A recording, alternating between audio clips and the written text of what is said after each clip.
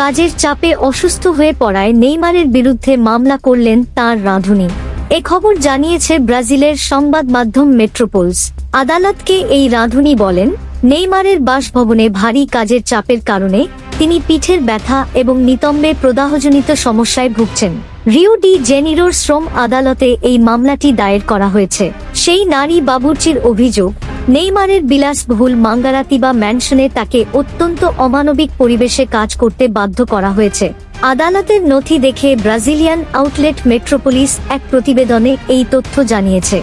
মামলার নথিতে বলা হয়েছে, ওই নারী বাবুর্চি কেবল নেইমারের জন্যই নয়, বরং তার সঙ্গে থাকা প্রায় 150 জন বন্ধু ও সঙ্গীর জন্য নিয়মিত খাবার তৈরি করতেন।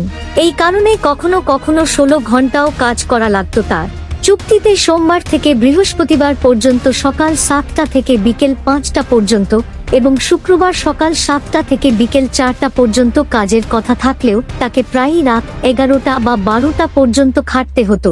এমনকি সাপ্তাহিক ছুটির দিনেও তাকে কাজ করতে বাধ্য করা হতো বলে অভিযোগ।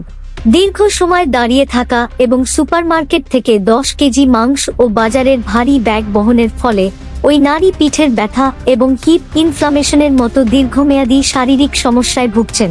বকেয়া ওভারটাইম, চিকিৎসা খরচ এবং অন্যান্য পাওনা মিলিয়ে নেইমারের কাছে প্রায় 2,62,000 ব্রাজিলিয়ান রিয়াল দাবি করেছেন তিনি।